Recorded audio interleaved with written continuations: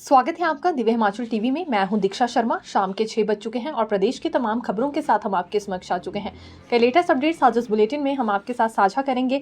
विशेष तौर से देखिए, कॉन्ट्रैक्ट सर्विस में एक बड़ी जीत हुई है कर्मचारियों की, क्योंकि इसमें फैसला सुना दिया गया है कोर्ट की ओर से। ये बिल्कुल अपडेट हम आपके साथ आज साझा करने वाले हैं। अनुबंध के आधार पर ही वित्तीय लाभ और सीनियरिटी कर्मचारियों को दी जाएगी। बिल्कुल इसी मामले से जुड़ी अपडेट हम ये लेकर आए हैं। सोलन में कांग्रेस को बड़ा झटका लगा है। कांग्रेस के पार्षद ही बागी हो गए थे और भाजपा के साथ मिलकर उन्होंने खेल खेला। उसके बाद परिणाम किस तरह के सामने आए हैं और कैसे ये समीकरण वहां पर बन गए, ये भी अपडेट बिल्कुल हम आपके लिए लेकर आए हैं।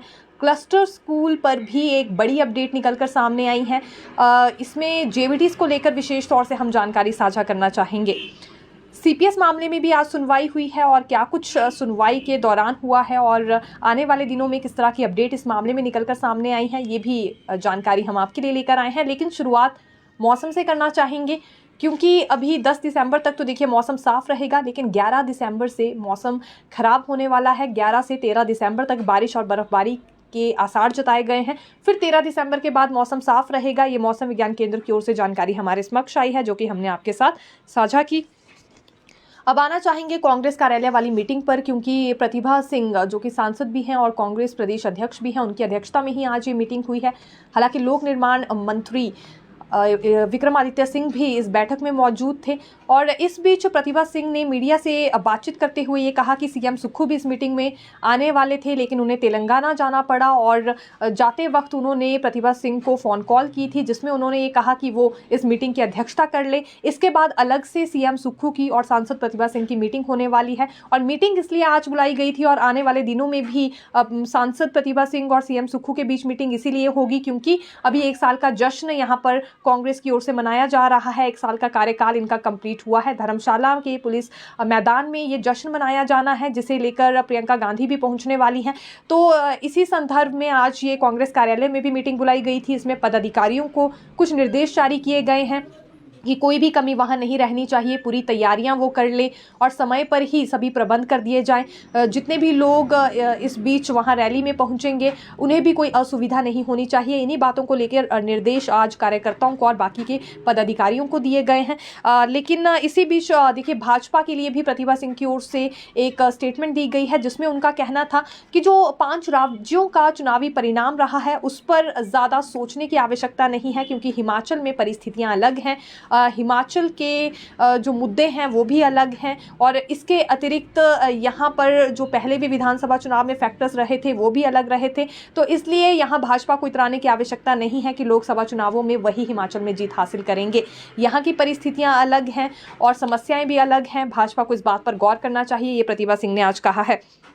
तीसरी बात करना चाहेंगे लोक निर्माण मंत्री विक्रमादित्य सिंह से जुड़ी, क्योंकि इन्होंने भी आज एक बड़ी स्टेटमेंट दी है और भाजपा पर ही दी है, जिसमें इनका कहना था कि ये हिंदू धर्म का कार्ड खेलना अब भाजपा को बंद करना चाहिए, क्योंकि हम इनसे भी बड़े हिंदू हैं और सबसे बड़ी बात यह है कि हम देवभूमि में रहते हैं और हिमाचल में धर्म के नाम पर राजनीति नहीं चलती है। ये बात आज विक्रमादित्य सिंह ने कही है। ये स्टेटमेंट उनकी ओर से सामने आई है क्योंकि कांग्रेस कार्यालय में जो बैठक बुलाई गई थी इसमें विक्रमादित्य सिंह भी मौजूद थे।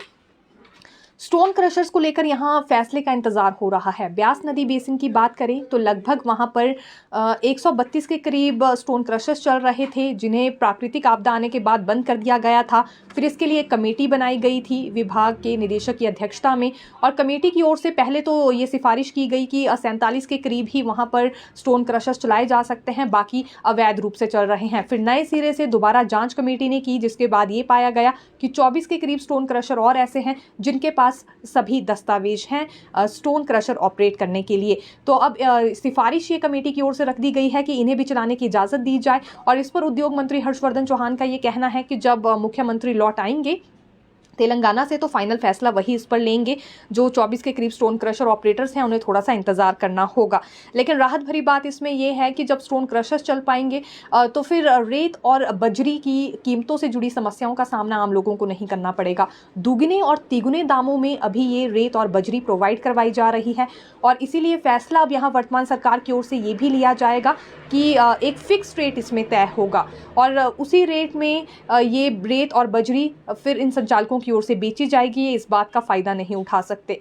बहुत सारे कंस्ट्रक्शन वर्क ऐसे हैं जो प्रभावित हो रहे हैं क्योंकि दुगने और तिगुने दामों में अभी रेत और बजरी सप्लाई की जा रही है। लेकिन अब सभी स्टोन क्रशर्स भी चल पाएंगे जो कि वैध रूप से यहाँ पर चलाए जा रहे थे। जो अवैध रूप से चल रहे हैं, खैर उन पर तो एक्शन लिया जाएगा, लेकिन इसके बाद एक तरह से रेट फिक्स करने पर भी सरकार फैसला लेने वाली है। अब क्रिप्टो घोटाले पर आना चाहेंगे। क्रिप्टो मास्टरमाइंड सुभाष को लेकर ये जानकारी हम लाए हैं। दरअसल क्योंकि ये व्यक्ति विदेश में छिपा था, लेकिन कवायद शुरू हो गई है एसआईटी टीम की ओर से। इसे विदेश से अब भारत लाया जाएगा, प्रोसेस शुरू हो चुका है और एसआईटी टीम की ओर से दावा ये किया जा रहा है कि इसमें बिल्कुल इन्हें कामयाबी मिलने वाली है। हालांकि इससे पहले 3 लोगों के खिलाफ, जो कि मुख्य आरोपी ही माने जा रहे हैं, कोर्ट में चार्जशीट दायर कर दी गई है और दूसरी चार्जशीट दायर करने की तैयारी भी अभी एसआईटी की ओर से हो रही है। अभी देखिए, सितंबर में यहाँ पहला केस रजिस्टर्ड हुआ था क्रिप्टो घोटाले को लेकर और उसके बाद एसआईटी का गठन किया गया था। फिर एक तरह से जांच शुरू हो गई थी। उसके बाद से लेकर अभी तक 19 गिरफ्तारियां हो चुकी हैं और 20 करोड़ की संपत्ति फ्रीज कर ली गई है। रोजाना कोई ना कोई नए आरोपी गिरफ्त में आ रहे हैं, या तो वो बतौर एजेंट काम कर रहे थे या एक तरह से मुख्य आरोपी के तौर पर अभी देखे जा रहे हैं। और इसमें पुलिसकर्मियों की संख्या भी कम नहीं है, वो भी इसमें पूरी तरह से संलिप्त पाए गए हैं। बतौर एजेंट भी यहाँ कई पुलिसकर्मियों ने काम किया है। कुछ एक पुलिस कर्मचारी ऐसे थे जिन्होंने समय से पहले ही रिटायरमेंट ले ली और फिर एक काली कमाई का रास्ता चुना। 1 वर्ष का कार्यकाल पूरा होने के उपलक्ष्य में जश्न यहाँ पर जरूर राज्य सरकार की ओर से मनाया जा रहा है धर्मशाला में। लेकिन क्या आप जानते हैं, इसमें राहुल गांधी नहीं आने वाले हैं और कारण इसका ये दिया जा रहा है कि 9 से 14 दिसंबर तक इंडोनेशिया सहित ये 4 देशों का दौरा करने वाले हैं। लेकिन जो राष्ट्रीय महासचिव है प्रियंका गांधी वाड्रा, वो ज़रूर इसमें पहुंचने वाली हैं। इसीलिए माफ़ी चाहेंगे, बीच में हमारा सिग्नल कट हो गया था। तो ये वेलनेस सेंटर से जुड़ी जानकारी हम आपको दे रहे थे। 40 के करीब ऐसे वेलनेस सेंटर और हैं और शहरी स्वास्थ्य और वेलनेस सेंटर हैं जो कि दुर्गम क्षेत्रों में विशेष तौर से खोले जाएंगे ताकि घर द्वार में सुविधाएं लोगों को मिल सके। अब आना चाहेंगे ग्राम रोजगार सेवकों पर, क्योंकि लगातार ये हमें कमेंट्स कर रहे थे कि इनका वेतन अभी तक नहीं आ पाया है, 3 महीने गुजर गए हैं। तो देखिए, अब राहत भरी खबर इनके लिए निकलकर सामने आई है। खैर, जानकारी हमने आपको पहले भी दी थी कि 18 करोड़ की ग्रांट पर स्वीकृति केंद्र सरकार की ओर से दे दी गई है हिमाचल को, लेकिन अब ये विभाग से भी फाइल अप्रूव हो गई है और इसी सप्ताह इनका वेतन मिलने वाला है। एक साथ ये 3 महीने का वेतन अपना ले सकेंगे। 1000 के करीब क्योंकि इनकी संख्या है, मनरेगा के तहत अपनी सेवाएं दे रहे हैं और ऐसे में त्योहारी सीजन भी इन्हें बिना वेतन के ही काटना पड़ा। लेकिन अब एक तरह से इनकी परेशानियां खत्म होने वाली है और दूसरा रास्ता यहाँ वर्तमान सरकार की ओर से इनके लिए ये निकाला गया है कि रिवॉल्विंग फंड इनके लिए जारी किया जाएगा। आने वाले समय में अगर केंद्र सरकार की ओर से ग्रांट देने में कोई भी देरी की जाती है तो इसी रिवॉल्विंग फंड से इनकी सैलरियां दी जाएंगी। ये मंत्री अनिरुद्ध सिंह की ओर से कहा गया है। हालांकि ये जो रिवॉल्विंग फंड जारी होने की बात हुई है, इसे अभी तक किसी प्रकार से कोई मंजूरी नहीं मिली है, लेकिन ये एक तरह से कोशिश की जा रही है वर्तमान सरकार की ओर से नया रास्ता निकालने की। तो ये भी हम अपडेट लेकर आए थे। फाइल एक तरह से क्योंकि अप्रूव हो गई है, इसी सप्ताह आप लोगों को वेतन मिल जाएगा जितने भी ग्राम रोजगार सेवक हमारे साथ जुड़े हैं। पेंशनर्स के लिए राहत भरी बात ये है, ये हम एचआरटीसी पेंशनर से जुड़ी जानकारी लेकर आए हैं। इन्हें इस बार पेंशन महीने की पहली तारीख को ही मिल गई। आने वाले दिनों में भी ये प्रोसेस इसी तरह से जारी रखा जाए, ये आग्रह इन्होंने किया है। हमीरपुर में दरअसल आज क्योंकि ये परिवहन सेवानिवृत्त कर्मचारी कल्याण मंच की बैठक थी और 3 मांगे इन्होंने और रखी है कि 5, 10, 15% जो पेंशन भत्ता इनका बढ़ा है वो भी इन्हें एक मुश्त दे दिया जाए, बाकी के भुगतान भी जल्दी ही इनके कर दिए जाएं और मेडिकल बिलों का भुगतान पिछले 2 सालों से नहीं हो पाया है, जिस वजह से कई परेशानियां इनके समक्ष आ रही हैं। तो सरकार ये भी अपना काम और अपना कर्तव्य जल्द पूरा करे, ये अपील इन्होंने करनी चाहिए है। हालांकि देखा जा सकता है पहले इन्हीं पेंशनर्स की ओर से ये चेतावनी दी गई थी कि ये घेराव करने वाले हैं धर्मशाला में, तपोवन धर्मशाला में विधानसभा परिसर का। लेकिन पहली तारीख को ही इस बार इन्हें सैलरी मिल गई है, लेकिन इनका ये भी मानना है कि सैलरी नहीं पेंशन, पहली तारीख को ही इन्हें इस बार देखिए पेंशन मिल गई है। लेकिन साथ ही साथ इनका ये भी मानना है कि बाकी की 3 डिमांड्स इनकी पेंडिंग है जिसे लेकर कोई हलचल नज़र नहीं आ रही है, इसलिए 21 दिसंबर को अभी भी ये विधानसभा परिसर का घेराव करने के लिए पहुँचने वाले हैं। कैबिनेट मंत्रियों को भी नई जिम्मेदारी दी गई है क्योंकि 11 दिसंबर को धर्मशाला में एक साल का जो जश्न मनाया जा रहा है, ज़रूरी है कि रैली में भीड़ भी एकत्रित हो और सबसे बड़ी जिम्मेदारी ये रहती है कि कैसे उस स्थल तक लोगों को पहुंचाना है। इसीलिए जितने भी कैबिनेट मंत्री हैं उन्हें दायित्व ये सौंप दिया गया है मुख्यमंत्री की ओर से कि अपने अपने ज़िले से लोगों को पहुँचाने का काम उन्हें करना है। कोई भी असुविधा इस दौरान उनके ज़िलों के लोगों को नहीं होनी चाहिए। हालांकि कांगड़ा, हमीरपुर, ऊना और चंबा से अधिक लोग धर्मशाला पहुंचाए जाए, इस तरह का लक्ष्य निर्धारित किया गया है।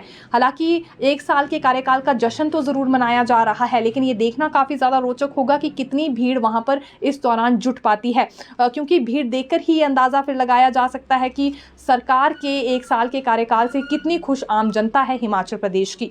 दूसरी ओर भाजपा की ओर से लगातार ये कहा जा रहा है कि जो एक साल का जश्न मनाया जा रहा है ये ठीक नहीं है, उचित नहीं है, क्योंकि प्रदेश में अभी प्राकृतिक आपदा आई थी। वैसे ही बहुत सारे प्रभावित परिवार हैं जिन्होंने अपनों को खोया है या बहुत बड़ा नुकसान देखा है। उनकी मदद करने के बजाय एक साल का जश्न यहाँ पर हिमाचल सरकार मना रही है, जो कि ठीक नहीं है। और इसी के विरोध में 11 दिसंबर को 10 जिला मुख्यालयों में इनकी ओर से भी प्रदर्शन किया जाएगा। सीपीएस मामले में भी नई अपडेट आज निकलकर सामने आई है। दरअसल मुख्य संसदीय सचिव की नियुक्ति असंवैधानिक है, इसी पर याचिका दायर की गई थी कोर्ट में और इस मामले में आज सुनवाई थी। 3 याचिकाकर्ताओं की ओर से बहस इसमें पूरी हो गई है। अब केवल इसमें सरकार का पक्ष सुनना बाकी रह गया है। अगली सुनवाई इसमें 20 दिसंबर को होगी, जिसमें कि एडवोकेट जनरल अनूप रतन अपना पक्ष रखेंगे, उनकी तरफ से बहस होगी। और अभी तक फिलहाल इतनी ही अपडेट इसमें निकलकर सामने आई है। हालांकि पिछली सुनवाई की बात करें तो डिप्टी सीएम पर यहाँ अदालत ने रिकॉर्ड मंगवा लिया था राजभवन से उनके शपथ को लेकर, और उसके बाद ही पूरी बहस भी इस मामले में अदालत में हो चुकी है। लेकिन अगर सीपीएस मामले से जुड़ी जानकारी हम आपको दें तो अब देखिए 20 दिसंबर को दोबारा से ये मामला लगेगा और सरकार की ओर से इसमें पक्ष रखा जाएगा। बाकी जो 3 के करीब याचिकाकर्ता हैं वो अपनी बहस आज ही पूरी कर चुके हैं। हेडमास्टर प्रमोशन कब तक होगी, ये भी लंबा इंतजार शिक्षकों में बना हुआ है। हालांकि कई ऐसे कैडर्स हैं जिनमें प्रमोशन के मामले लटके हुए हैं और सचिवालय के ये चक्कर भी काट रहे हैं। राहत भरी बात यह है कि विभाग ने इस प्रोसेस में एक तरह से तेज़ी लाई है और 20 दिसंबर तक ही लेक्चरर और टीजीटीज़ का डाटा यहाँ मांग लिया गया है ताकि प्रमोशन लिस्ट इनकी तैयार की जा सके।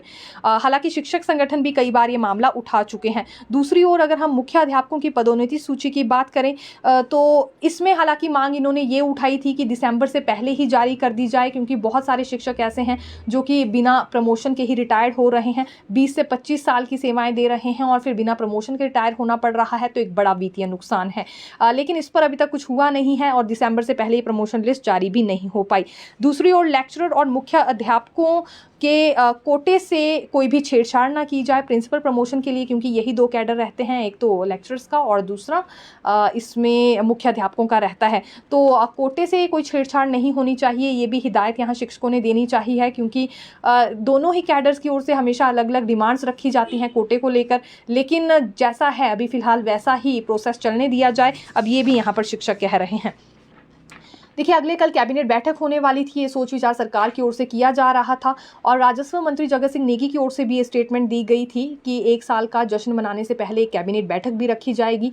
लेकिन अब तेलंगाना सीएम सुक्खू को जाना पड़ा है, जिस वजह से ये कैबिनेट बैठक नहीं हो पाएगी। नए सिरे से ये तिथि भी निर्धारित की जाएगी, क्योंकि मुख्यमंत्री अगले कल भी शिमला नहीं पहुँचेंगे, बल्कि परसों तक ही उनके पहुँचने की संभावना यहाँ पर जताई जा रही है। दरअसल तेलंगाना में क्योंकि शपथ समारोह है जो वहाँ पर कांग्रेस की नई सरकार बनी है और उसी के लिए मुख्यमंत्री वहाँ पहुँचे हैं। अब क्लस्टर स्कूल पर आना चाहेंगे, क्लस्टर स्कूल्स तैयार किए जाएंगे, ये मुख्यमंत्री की ओर से ऐलान हुआ था, फिर फैसला भी ले लिया गया है और प्राइमरी टीचर फेडरेशन ने इसका बड़ा विरोध भी किया। उनका कहना था कि ऑल ओवर चार्ज एक ही प्रिंसिपल या हेडमास्टर को दिया जाएगा तो ये रिपोर्ट नहीं करेंगे। तो इन्हें कुछ एक आश्वासन दिए गए थे, क्योंकि मांग इन्होंने ये भी रखी थी कि मिड डे मील और मॉर्निंग असेंबली भी एक ही कंडक्ट नहीं करवाई जा सकती है, या एसएमसी कमेटी भी कॉमन नहीं रह सकती है। तो कुछ एक चीज़ों में रिलैक्सेशन यहाँ पर दी गई है सरकार की ओर से। 2 तो ये है कि मिड डे मील और एक मॉर्निंग असेंबली को लेकर कुछ एक रिलैक्सेशंस दे दी गई हैं। दरअसल मिड डे मील के जितने भी कर्मचारी हैं वो सरप्लस नहीं होंगे। दूसरी ओर बात करना चाहेंगे अब जेबीटीज़ की, ये रहेंगे तो प्रारंभिक शिक्षा विभाग के अंतर्गत ही, यानी कि एक तरह से जो इनका एडमिनिस्ट्रेटिव कंट्रोल है वो पहले की तरह ही रहेगा, लेकिन अपने प्रेजेंट और एब्सेंस होने की जानकारी इन्हें देनी होगी प्रिंसिपल को या हेडमास्टर को, जो कि क्लस्टर हेड होगा। क्लस्टर हेड को इतना रिपोर्ट इन्हें ज़रूर करना होगा कि ये प्रेजेंट है या फिर एब्सेंट है। तो इसमें कोई संशोधन यहाँ पर नहीं किया गया है। हालांकि इसी बात से इन्होंने इनकार किया था, लेकिन इसमें कोई बदलाव नहीं है और यहाँ पर ये कंपलसरी एक तरह से प्राइमरी स्कूल के टीचर्स के लिए कर दिया गया है कि कम से कम अपने उपस्थित या अनुपस्थित होने की जानकारी इन्हें यहाँ ज़रूर देनी होगी। इसके अलावा मिड डे मील को लेकर हम अपडेट दे चुके हैं, ये स्टाफ सरप्लस नहीं होगा। मॉर्निंग असेंबली में भी यहाँ पर छूट दे दी गई है और जेबीटीज़ को क्लस्टर मीटिंग में भी शामिल होना होगा, ये बात भी कही गई है साफ तौर से, जो कि गाइडलाइंस जारी हुई हैं क्लस्टर स्कूल के निर्माण को लेकर। सभी टीचर्स को मिलजुल कर काम करना होगा। अब ये नहीं होगा कि अगर प्राइमरी कक्षाओं के लिए ही शिक्षकों की भर्ती हुई है तो फिर वो सीनियर सेकेंडरी स्कूल के छात्रों को नहीं पढ़ाएंगे। बिल्कुल उन्हें पढ़ाना पड़ेगा और ये जो सीनियर सेकेंडरी स्कूल वाले टीचर्स होंगे इन्हें यहाँ प्राइमरी स्कूल के छात्रों को भी पढ़ाने का काम करना होगा और इसीलिए ये फैसला लिया गया है ताकि शिक्षकों की कमी पूरी हो सके।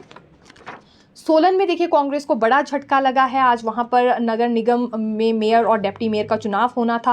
पहले से ही आशंका बनी हुई थी कि क्रॉस वोटिंग हो सकती है और इस बीच सबसे बड़ी जानकारी निकलकर ये सामने आई है कि कांग्रेस के बागी पार्षदों ने भाजपा के साथ मिलकर खेल खेला और उसके बाद अब देखा जा सकता है कि मेयर के पद पर उषा शर्मा और उप महापौर के पद पर भाजपा की मीरा आनंद ने चुनाव जीत लिया है। दरअसल कांग्रेस की ओर से जो चेहरे नॉमिनेट किए गए थे वो सरदार सिंह और संगीता ठाकुर थे, लेकिन उषा शर्मा पहले से ही इसका विरोध कर रही थी। हालांकि इनका बैकग्राउंड कांग्रेस का ही है, लेकिन इस बात से नाराज थी कि इनका नाम क्यों नहीं नॉमिनेट हुआ और उसके बाद भाजपा के साथ ये मिल गई। अब परिणाम देखिए किस तरह का सामने आया है। मेयर के पद पर उषा शर्मा ही है और उपमेयर के पद पर मीरा आनंद है और कांग्रेस के कई ऐसे पार्षद थे जिन्होंने भाजपा के साथ हाथ मिला लिया। 3 कैबिनेट मंत्रियों को इस नगर निगम चुनाव का जिम्मा दिया गया था, लेकिन ये भी इस चुनाव को पटरी पर नहीं ला पाए। एक तो हर्षवर्धन चौहान, कर्नल धनीराम शांडिल और विक्रमादित्य सिंह। हालांकि इस बीच अगर मेन क्रेडिट देने की हम बात करें तो कहीं ना कहीं जो भाजपा के प्रदेश अध्यक्ष डॉक्टर राजीव बिंदल हैं उन्हें जाता है। पहली मीटिंग में भी क्योंकि वो शामिल थे और इन पार्षदों के साथ भी कई दफ़ा उनकी वार्ता हो चुकी थी, जिसके बाद इस चुनाव को लेकर भाजपा काफ़ी ज़्यादा कॉन्फिडेंट में नज़र आ रही थी और कांग्रेस को यही डर सता रहा था कि यहाँ एक तरह से वोटिंग दूसरी तरफ ना जाए, क्रॉस वोटिंग ना हो जाए और बिल्कुल वही हुआ है। अब देखा जा सकता है कि परिणाम यहाँ पर किस तरह के निकलकर सामने आए हैं। अब कॉन्ट्रैक्ट सर्विस पर आना चाहेंगे क्योंकि कॉन्ट्रैक्ट सर्विस में बड़ी जीत हुई है कर्मचारियों की। दरअसल अनुबंध के आधार पर दी गई नियुक्ति के वित्तीय लाभ और सीनियरिटी देने के मामले में सरकार केस हार गई है। हाईकोर्ट से सिविल सप्लाई के मामले में ताज मोहम्मद बनाम स्टेट ऑफ हिमाचल और लेखराम बनाम स्टेट ऑफ हिमाचल के केस में यह फैसला 3 अगस्त 2023 को आया था। राज्य सरकार ने इस मामले पर सुप्रीम कोर्ट में एसएलपी दायर की थी, जिसे सुप्रीम कोर्ट ने यह कहते हुए अब खारिज कर दिया है कि हाई कोर्ट के ऑर्डर में किसी भी तरह के संशोधन की जरूरत नहीं है। इसी तरह का एक और मामला भी था, ये शीला देवी बनाम हिमाचल सरकार में भी आयुर्वेद विभाग से भी सरकार केस हारी है। तो इस मामले में अब दोबारा अपील दायर करने की संभावनाएं देखी जा रही है, लेकिन फिलहाल कुल मिलाकर जो अपडेट सामने आई हैं इंडिविजुअली जिन लोगों ने यहाँ पर कुछ केस लड़े हैं उससे जुड़ी अपडेट हम आपके लिए लाए थे। फिलहाल के लिए यही जानकारी, फिर मिलेंगे नई खबर के साथ। देखते रहिए दिव्य हिमाचल टीवी। धन्यवाद।